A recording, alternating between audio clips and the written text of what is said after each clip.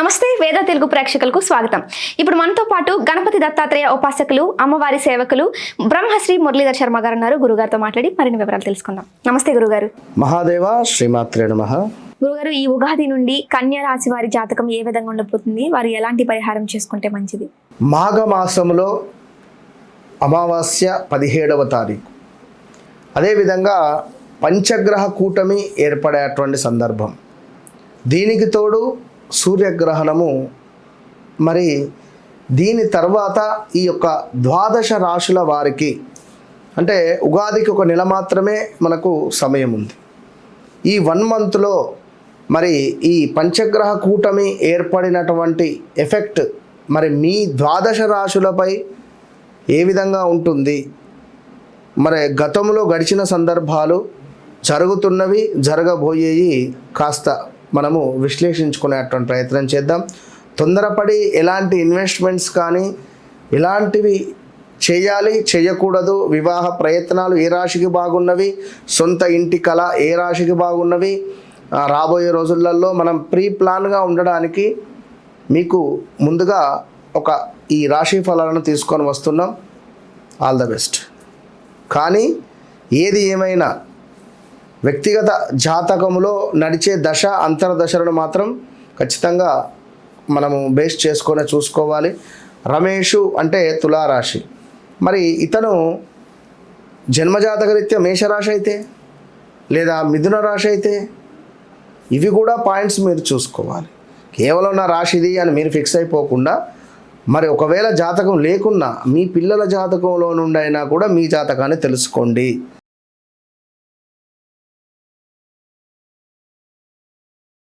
తప్పకుండా అమ్మా. ముందుగా ప్రేక్షకులకు ఈ పంచగ్రహ కూటమి, అదేవిధంగా దీని తర్వాత మనకు రాబోయే ఈ యొక్క ఉగాది, ముందుగానే మనం చెప్పేటువంటి పరిస్థితులలో భాగంగా ఉగాది శుభ ఆశీస్సులు. మరి రాబోయే సంవత్సరం పరాభవ నామ సంవత్సరంగా ఉండబోతున్నది. కొంత పరాభావాలు అయితే తప్పవు, ఓకే, పట్టుదల సడలింపులు అయితే చేసుకోవాలి. సో కన్యారాశి వారికి ఆదాయం 8, వ్యయం 11 ఉంది. ఓకే, ఆదాయం 8, వ్యయం 11గా ఉండడం ద్వారా కొంచెము జాగ్రత్తగా ఉండే ప్రయత్నం చేయండి. గడిచిన సంవత్సరంన్నర నుండి ఆరోగ్య సమస్యలు కానీ, కాళ్ళ నొప్పులు కానీ, వాహన ప్రమాదాలు కానీ, బట్టగాల్చి మీపై వేయడం కానీ, ఓకే, అవరోధాలు కానీ, అపనిందలు కానీ, ఇక్కడ మనకు టో, పా, పీ, పు, ష, నా, ట, పే, పో అక్షరాలు ఇంతసేపటికి మిమ్మల్ని చెడుగా చిత్రీకరించాలి అనేటువంటి విధంగానే వ్యవస్థ ఉన్నది. ఉదాహరణకు రాజకీయ రంగంగా తీసుకుంటే, పేరు బట్టి తీసుకుంటే పవన్ కళ్యాణ్ గారిని ఎంతసేపటికి చెడుగా చిత్రీకరించాలి అనేటువంటి విధంగా చూసేటువంటి వారు చాలామంది ఉన్నారు. తను చేసేటువంటి మంచి కొండంతా చెడుగా చూపించాలి అని ఆకాశం అంతా చూస్తున్నారు. అయినప్పటికీ కూడా తను చేసుకునే దాన ధర్మాలు, తన యొక్క యాటిట్యూడ్, తన యొక్క మంచి మనసు ద్వారా తనకు ఎలాంటి ఇబ్బందులు అయితే ఎదురవటం లేదు. అమ్మవారి యొక్క దయ వల్ల, వారాహి అమ్మవారి యొక్క అనుగ్రహము తనకు ఎల్లవేళ తనని టచ్ చేయాలి అని చెప్పి చూసినా కూడా ఇబ్బంది జరుగుతుంది. సో ఏది ఏమైనా జనరల్గా చెప్పాను, మనకు అది ఇదని ఏం లేదు, ఎవరేం కామెంట్ పెట్టొద్దు. సో ఏదేమైనా కూడా ముఖ్యంగా ఈ కన్యారాశి వారికి చూసుకున్నట్టయితే గడిచిన రోజులలో ఆ విధంగా ఉన్నాయి. భార్యపై భర్తకు, భర్తపై భార్యకు కొన్ని అవమానాలు, అనుమానాలు మొదలైనటువంటి సందర్భాలు ఉన్నాయి. సో ఈ సంవత్సరంన్నర నుండి ఇల్లీగల్ అఫైర్స్ ఏమైనా కూడా మొదలు కావచ్చును. ఓకే, ఇవి కాస్త రేపు 2026 6 నెలల తర్వాత నుండి బట్టబయలయ్యే పరిస్థితి ఉంది, బయటపడే పరిస్థితి ఉంది. జాగ్రత్తగా ఉండండి కన్యారాశి వారు.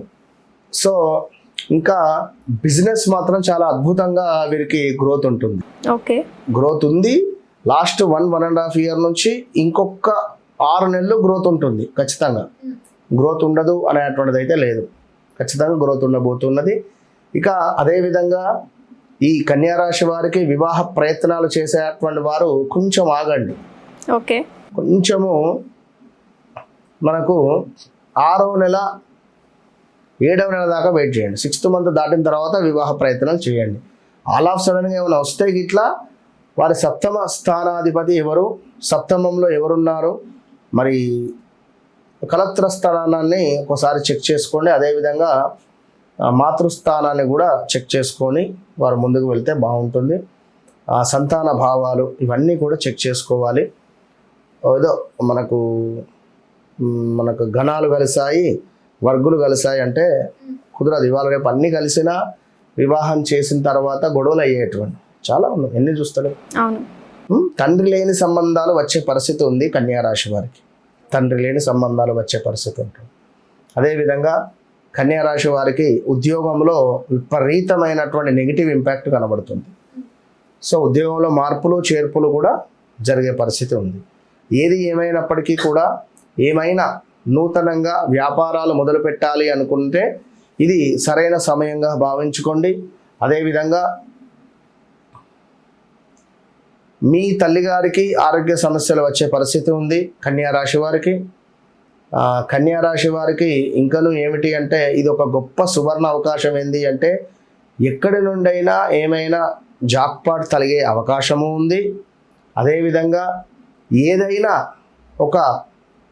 ఒక వ్యక్తి మీకు పరిచయం అయిన తర్వాత వారి నుండి మీకు ఒక గొప్ప అవకాశాలు వచ్చే పరిస్థితులు ఉన్నాయి. సో కన్యారాశి వారికి మన గడిచినటువంటి సందర్భాలు మాత్రం చాలా గడ్డు కాలము. అందులో ఒక ప్లస్ ఒక మైనస్ ఉంటే మరి రాబోయే సందర్భాలలో కూడా కొంత ప్లస్ మైనస్లే ఉన్నది. 50-50. ఎప్పుడైతే 2027లోకి ఎంటర్ అవుతారో ఆల్రెడీ 2026 ఆగస్టు తర్వాత నుండి ఏవైతే దాచుకున్న విషయాలు, దాచిపెట్టిన విషయాలు బయటపడే ఛాన్సెస్ ఉంటుంది. 2026 ఆగస్టు తర్వాత నుండి ఇక పీరియడ్ ప్రారంభమైంది కనుక ముందు జాగ్రత్తగా చెప్తున్నాను. ఇప్పటి నుంచే ఏమైనా చెడు పరిణామాలు కానీ, కొంత ఇల్లీగల్ కానీ, అధర్మమైన పనులు చేస్తే ఇక్కడ నుంచి కట్ చేయండి.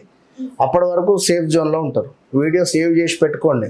2027 జనవరి, ఫిబ్రవరి, మార్చ్ తర్వాత చాలా ఇబ్బందులు ఎదురవుతాయి. సో కన్యారాశి వారు ఏదేమైనా అంటే కన్యారాశిది మరి కన్యారాశి గురువు గారు మీరు చెప్పినట్టుగా నా జాతకంలో లేదు అంటే అది కూడా పాయింటే కదా.